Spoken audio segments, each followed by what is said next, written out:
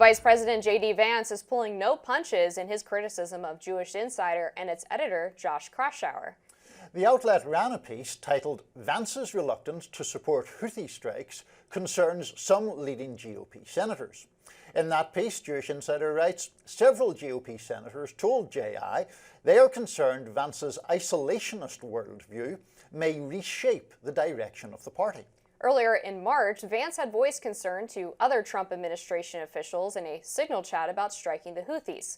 Of course, editor-in-chief of The Atlantic, Jeffrey Goldberg, made that Signal chat public after accidentally being added, apparently, by National Security Advisor Mike Waltz. In response to the Jewish Insider article, Vance took to X and wrote, "This morning, Josh Kraushaar ran a hit piece against me in Jewish Insider, which has become an anti-JD rag. It has many problems, including 7 anonymous quotes from cowardly Republicans. But the most glaring factual error is the below, which says the Houthis killed 3 Americans last January. Actually, the group responsible for that attack was Islamic Resistance in Iraq, which is an entirely different militia group. Now, you might say this is evidence of Kraushaar being the biggest hack in Washington, and you may be correct. Another very plausible explanation is that he's the dumbest journalist in Washington. Either way, shocking, an error like this could get through his vaunted editorial process. Jewish Insider acknowledged that factual error with an editor's note, but the piece is otherwise filled with a handful of senators' comments on Vance's hesitancy about airstrikes against the Houthis. In the Signal chat, Vance pointed out that only 3% of US trade moves through the Suez Canal, while 40% of European trade moves through that waterway. The Vice President expressed that he disliked the idea of bailing Europe out again, and he believed that the strikes were a mistake for that reason. One Republican senator told Jewish Insider, quote, "A number of Republican senators are very concerned about his foreign policy views. They think it's quite revealing. It reveals a mindset that I'm sure is perplexing to our European allies." Another Republican senator said that Vance's comments worried him about the direction of the party's foreign policy. The rift between the hawkish types and the America First types seems to be in the spotlight at the moment. The less interventionist crowd has been targeting another member of the Trump administration, that is National Security Advisor Mike Waltz. Conservative radio host Chris Stigall wrote on X, "When National Review, The Wall Street Journal, and Bill Kristol are all piling on Hegseth for something Waltz did, well, let's just say Hegseth isn't my concern." CEO and co-founder of The Federalist, Sean Davis, wrote on X, "I'm a lot less interested in how J.D. Vance is trying to keep the defense bureaucracy aligned with Trump's foreign policy message and vision, and a lot more concerned about why Mike Waltz is regularly talking to Jeffrey Goldberg, a dead-end neocon war pimp who has been involved with every major foreign policy hoax of the last quarter century."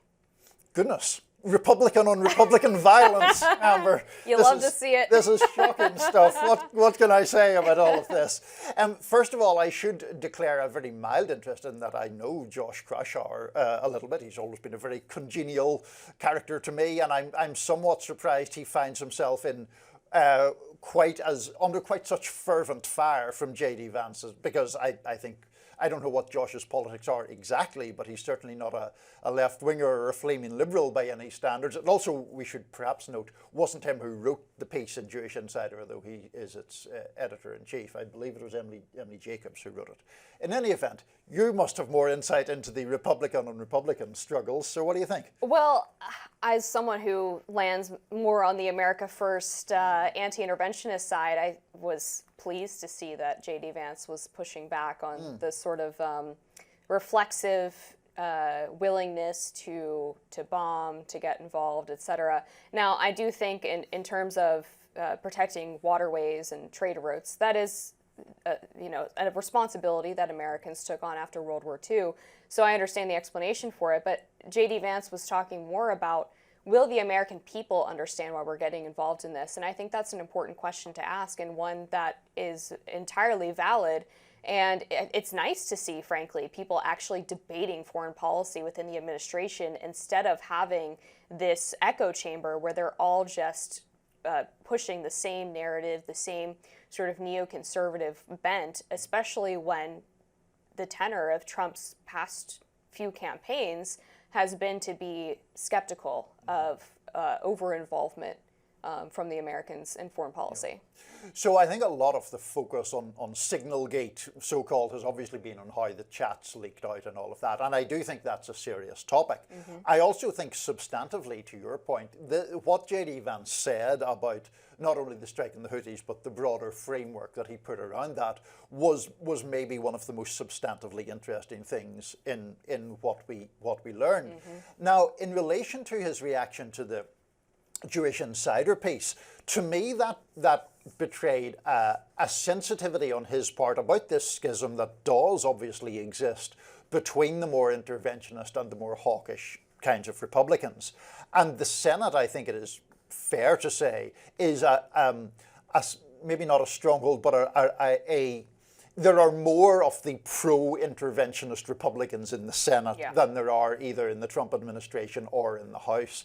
And so the fact that apparently 7 of them were willing, albeit anonymously, to criticize J.D. Vance seems to have set him off in that way. I thought the personal attacks on Jewish Insider were a bit overwrought, and I think in that overwrought nature, that's why I think it reflects sort of a vulnerability or sensitivity on his part about those criticisms. I think that's fair, because in the aftermath of this Signalgate scandal, the first response from the vice president's office was not to either attack Jeffrey Goldberg or condemn the leak, and then on the other side to acknowledge that it was a huge mistake, but to actually send out a statement from an anonymous member of the vice president's office saying that this actually proves that J.D. Vance is perfectly aligned with Trump on foreign policy.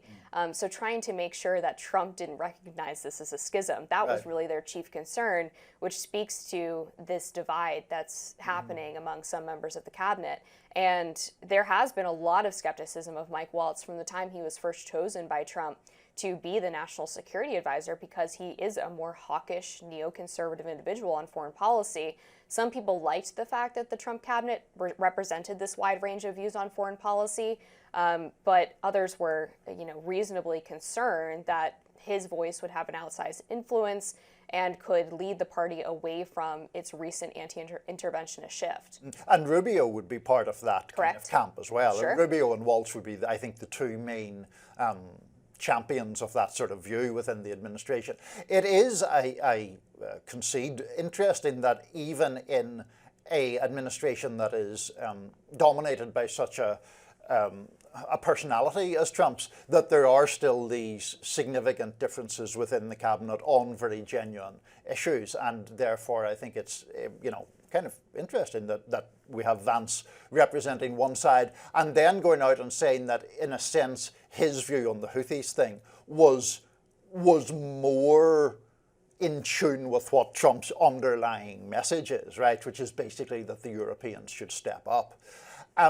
Personally, I think in Vance's case, there's a much more skeptical argument to be made about his views on Ukraine, which, wherever on the spectrum of interventionism versus non-interventionism you fall, I think he has been too willing to just sort of concede the point. And when he was campaigning for Senate, he famously said something to the effect that he didn't really care what happened to Ukraine one way or another. I don't think that's, that's not how I feel about it, and I think it's not how a lot of people feel about it, but of course he's entitled to his view. Yeah, I think I tend to agree that perhaps there's a reflexive anti-interventionism that doesn't always look at the reality of different situations and sometimes the importance of American involvement. But again, I appreciate that view is at least represented in the administration and is able to push back against people who, on the other side, are reflexively, let's just bomb the Houthis and be done with it. So I think that's nice. I'm not surprised to hear that some senators don't like it because, as you alluded to, a lot of them tend to be more neoconservative on foreign policy than members of the House are. So it's great for me, in my view, that J.D. Vance is able to express these concerns in these group chats that they're having about making policy decisions in that way. There's a lot of conservatives, and Sean Davis and Chris Stigall got to this point in their tweets, that are happy to see Mike Waltz be the person ultimately being held accountable for the signal chat for a multitude of reasons. One of which is that he was the one who added Jeffrey Goldberg to this chat in the first place and compromised it. Now he's being criticized by Israel for apparently essentially outing a confidential informant or some kind of human source through intelligence. That text message that he sent in the Signal chat about the individual who was the target of the strike walking into his girlfriend's house before the bombs were ultimately dropped was apparently intel that was provided to the Americans by Israel, so they're not happy about that. And there's a lot of questions about why he had Jeffrey Goldberg's contact number, and has he been leaking to him in the past? Yeah. They're probably more aligned on foreign policy than Mike Waltz and J.D. Vance are, so it's not unreasonable to assume or suggest that he had been in some kind of communication with Jeffrey Goldberg. And he also claimed that he never met the guy, and there's pictures of them at an event together. So there's a lot of questions about that. And if you're someone who is on J.D. Vance's side in these foreign policy discussions, Mike Waltz makes this huge blunder that compromises what I think is obviously classified information, regardless of what the White House says. So, regardless of what they say, then it's no skin off your back to throw Mike Waltz under the bus, get him out of there, get somebody in there who's a little less neoconservative, and I mean that's sort of a win-win. You can actually hold someone accountable for the scandal who was the most wrong in this case, and also get out somebody who doesn't necessarily agree with your vision for what the Trump administration should be doing. We've a surprising degree of unity on this one, Amber, but I'm not sure if that will stay for our next segment, because up next we're discussing Elon Musk and his Doge team, who sat down with Fox News' Bret Baier. Stick with us.